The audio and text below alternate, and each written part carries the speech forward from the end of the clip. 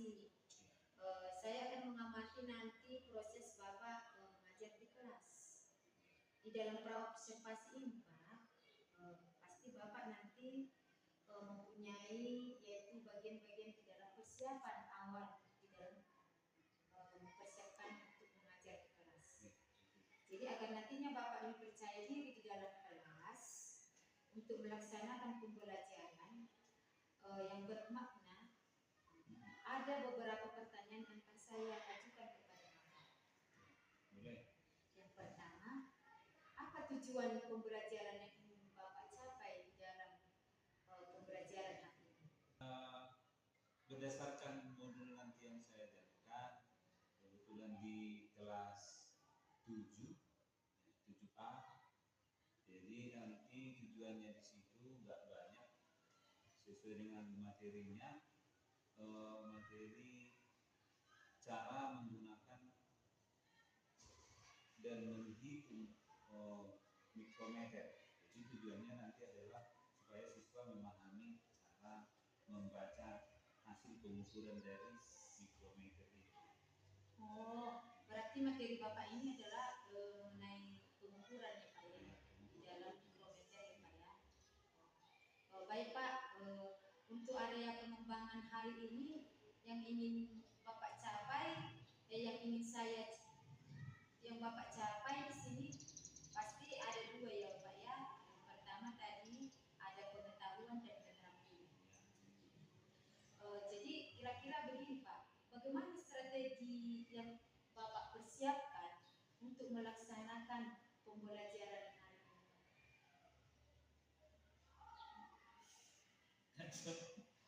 Jadi pembelajaran yang akan saya rencanakan itu melaksanakan pembelajaran berdiferensiasi, ya. Jadi berdasarkan peminatan mereka. Jadi yang pertama nanti kelompoknya saya buat kelompok lah, supaya karena siswa ini kan ada yang tahu, ada yang belum tahu, ada yang punya paham sekali. Jadi nanti dengan membuat kelompok ini, tentu teman-teman yang sudah paham ini mengajari yang lainnya supaya lebih memahami, menghitung mikrometer tersebut, gitu. Oh begitu ya Pak ya. Jadi Bapak di sana membentuk kelompok. Iya, di sini saya buat kelompoknya nanti ada 5. Nah, kebetulan ya itulah 5 lah saya buat di situ. Jadi di sana menggunakan metode apa nanti? Ya, metode di sini jelas ya. Kalau udah kelompok ini pasti udah metode diskusi di sini, kemudian ada demonstrasi, ya, supaya yang lain nanti kelompok yang lain bisa kadang-kadang juga guru yang mengajari depan itu kadang-kadang bisa lebih masuk ke sisi ketika temannya mendemonstrasikan di depan kelas. Oh iya Pak ya. Iya. Berarti Bapak akan melaksanakan pembelajaran berdiferensiasi ya Pak ya? Iya. Oh berarti pembelajaran berdiferensiasi yang akan Bapak laksanakan kira-kira ini akan Bapak laksanakan kapan ya Pak? Nah jadi besok Pak, besok. Oh besok saja. Kebetulan pas tepat sekali di materi itu di kelas 7A besok. Oh di kelas 7 ya Pak ya. Oh baik Pak, ketika Bapak mengajar di kelas, bolehkah saya bergabung di dalam untuk mengamati proses pembelajaran yang Bapak sedang laksanakan Pak? Ya boleh-boleh aja sih Bu. Saya justru berterima kasih juga karena kita perlu juga guru-guru ini saling diskusi ya satu MDP tentang cara-cara atau strategi pembelajaran.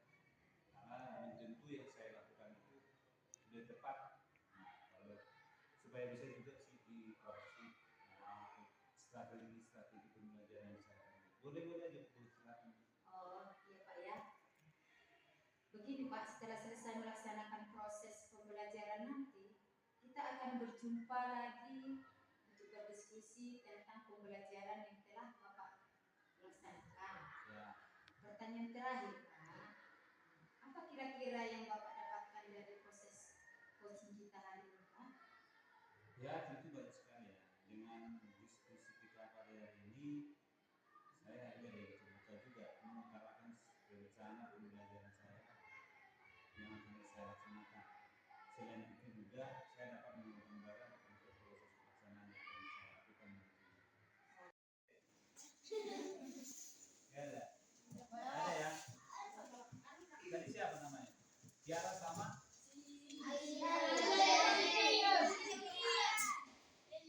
Anlen. Anlen Alfa atau Sakit? Ada suratnya, ada berarti ya.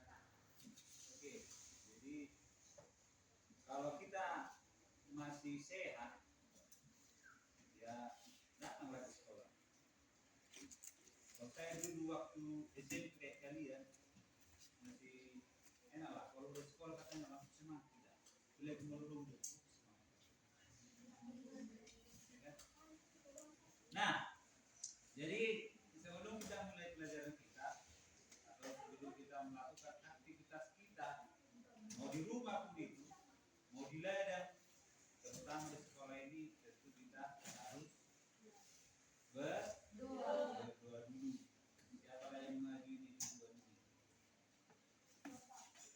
Berdoa dan bernyanyi lah. Satu orang aja. Siapa giliran siapa sekarang? Ayo maju lah maju. Langsung. Saya tunggu aja ya. Menyamar. Iya. Bikinlah lagunya. Sini lagunya. Nyanyi dan berdoa.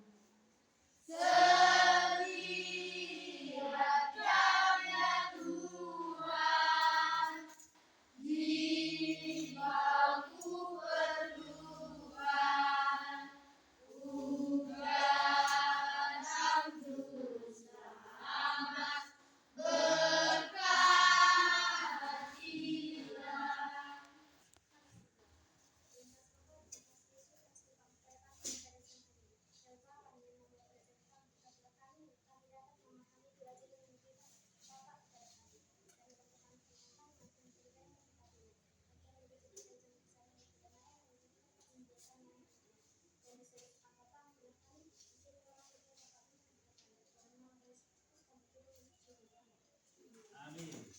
Oke. Jadi guru-guru yang lain nggak jemput seperti ini, tentu dalam hatinya kita harus berdoa juga dalam hati ya. Karena kita harus melakukan segala aktivitas yang kita kerjakan harus serahkan dulu sama Tuhan. Oke. Jadi sebelum saya sampaikan apa yang menjadi materi hari ini, kita review dulu yang materi yang kemarin itu. Kita kemarin masuk ke alat ukur jangka. Ada tugasnya enggak? Tidak. Siapa yang sudah paham itu? Di tangan. Saya rasa udah semua itu. Sangat gampang. Iya. Hampir semua ya. Oke, turunkan tangannya. Jadi hari ini kita akan mempelajari alat ukur yang terakhir. Sebenarnya alat ukur ini banyak sekali ya. Kemarin sudah penggaris itu gampang ya. Penggaris gampang. Kemudian alat gelas ukur juga bisa gampang. Nah, kemudian terakhir ini adalah jangka sorong. Nah, jangka sorong itu adalah, saya tanya dulu, fungsi salah satu jangka sorong apa? Siapa yang tahu? Tentang jangka sorong itu fungsinya apa? Satu aja. Iya, mengukur diameter luar suatu benda. Yang kedua, satu lagi lah. Dari kelompok Alexander ini. Satu lagi. Mengukur diameter dalam. Ya. Kemudian yang terakhir ada itu ujungnya jangka sorong apa? Mengukur ke dalam. Nah, ternyata ada lagi yang alat ukur yang akurasinya hampir 100%.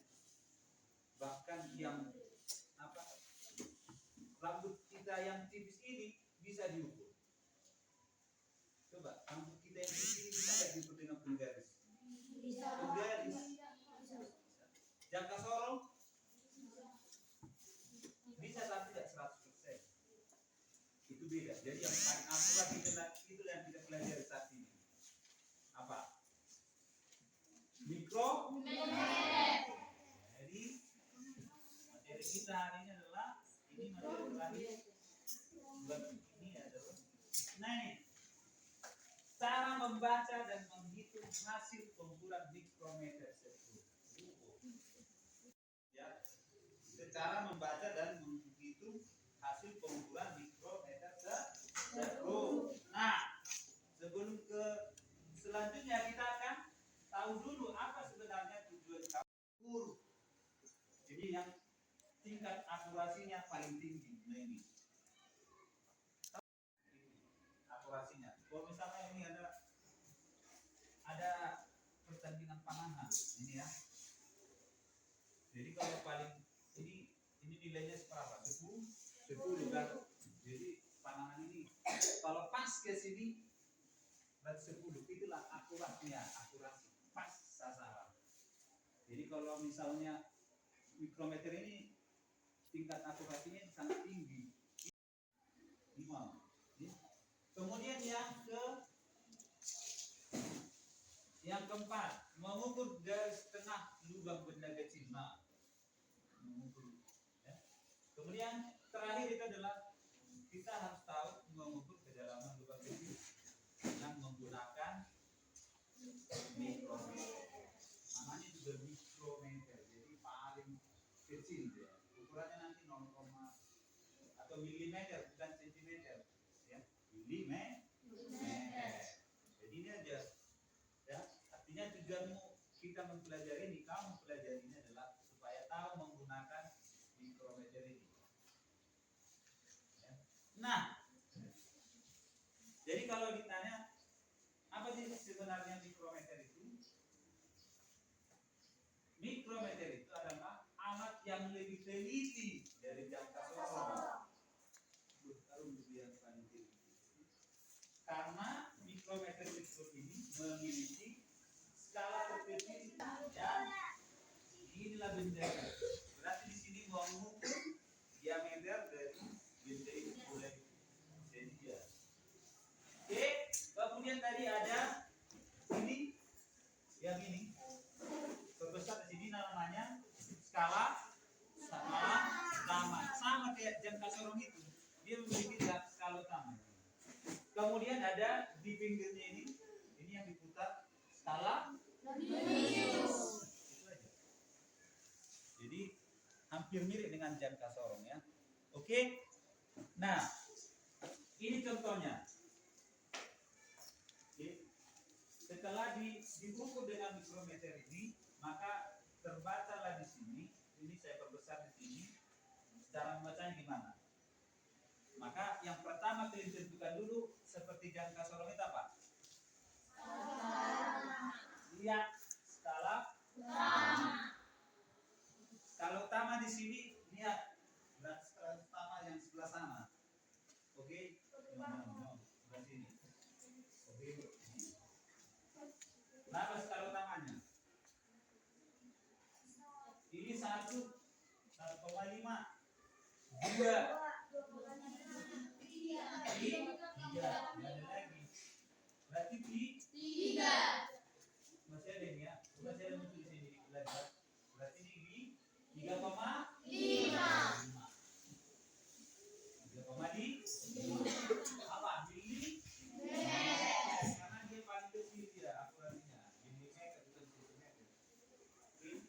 Nah setelah itu boleh kasih komentar lah siapa yang mau itu. Ini Alexander. Nah Alexander, sudah tepatkah itu? Kenapa? Mas, siapa yang bilang salah tadi? Bilang salah. Mana dia salah? Mana tadi? Nah, oke. Berdiri. Coba. Kenapa kamu bilang itu salah? Coba, di mana salahnya? Biar kita salahkan. Biar kita benarkan. Yang mana? Hasilnya. Nanya hasilnya dia. Berapa harusnya? Berapa harusnya? 8,16.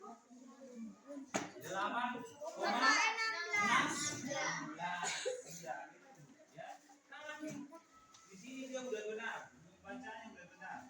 Di bahasa ini ya, sudah benar. Ini sudah benar dia. Di sini sudah benar. Di sini sudah benar dia. Kalau seandainya ini ujian, apa pada nilainya? 10 memang. Berarti di sini 8,16. Oke. Ya. Masuk. Mantap. Nah, jadi kalau menjelaskan ini katanya koma itu harus lurus ya. Oke. Nah, itu udah benar semua. Oke, siapa udah mengerti? Nah, kita buktikan di sini. Ya. Ini ada LKS-nya. Silakan kau kerjakan. Tuliskan nama kelompoknya.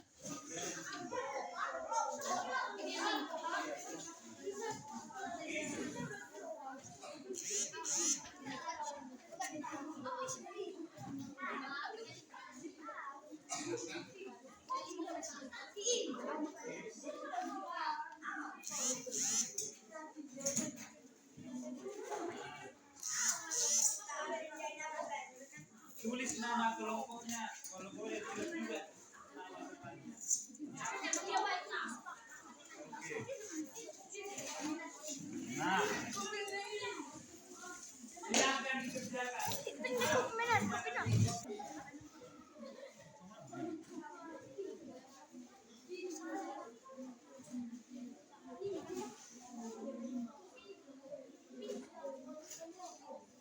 Oke, nah itu dari kelompok Marconi.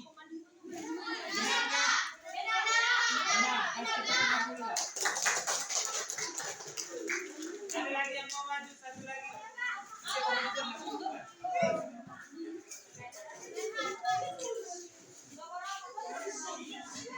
Nanti di LKS-nya harus ada kayak gini ya. Sampingnya di sini.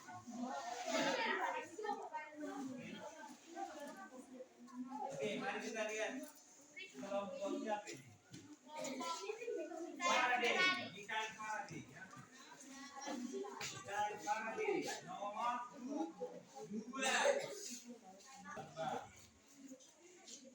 11 kali 0,01. 0,iya. Nah, sebutkan.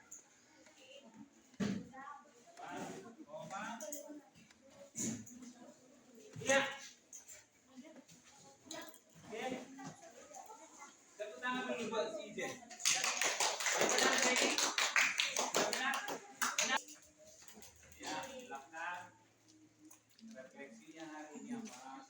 Saya sedang belajar dengan Bapak DS karena Bapak DS memberikan pembelajaran untuk menghitung dan membaca hipermeter. Pada pembelajaran ini saya menjadi lebih mudah dan lebih gampang menghitung dan membaca hipermeter.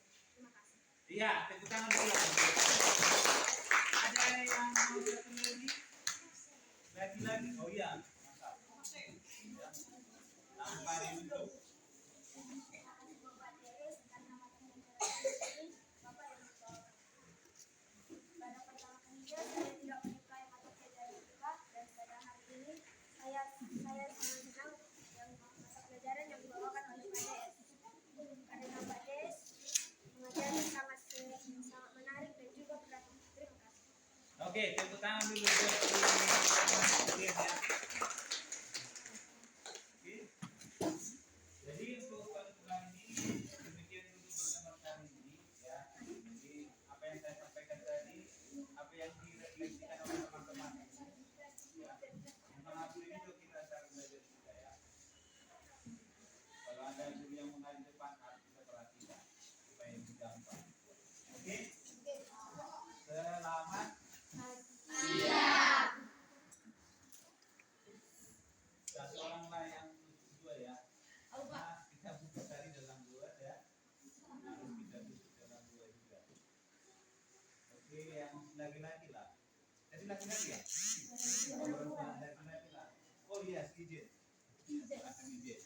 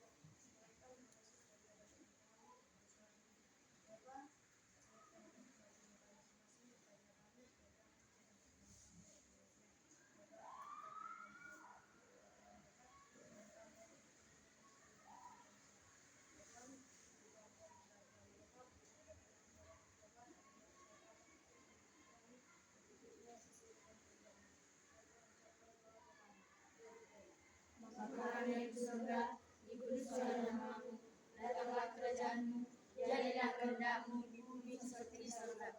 Berilah kami pada hari ini makanan kami yang secukupnya, dan ampunilah akan kesalahan kami, seperti kami juga mengampuni orang yang bersalah kepada kami.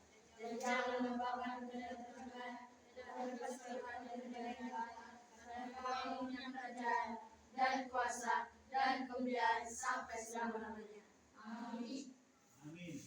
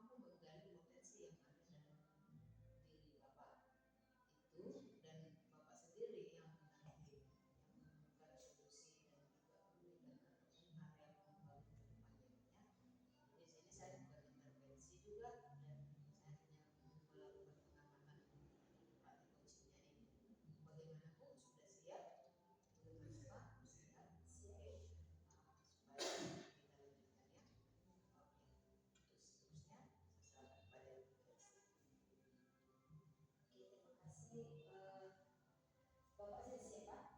Selamat siang, Pak.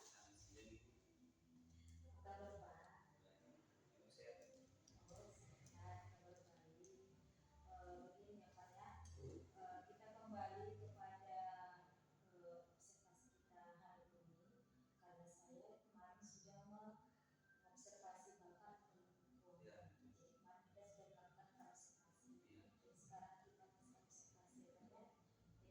tujuan di sini yaitu tujuan percakapan kita pada hari ini yaitu untuk mengevaluasi sejauh mana proses pembelajaran yang pernah dilakukan di dalam kelas.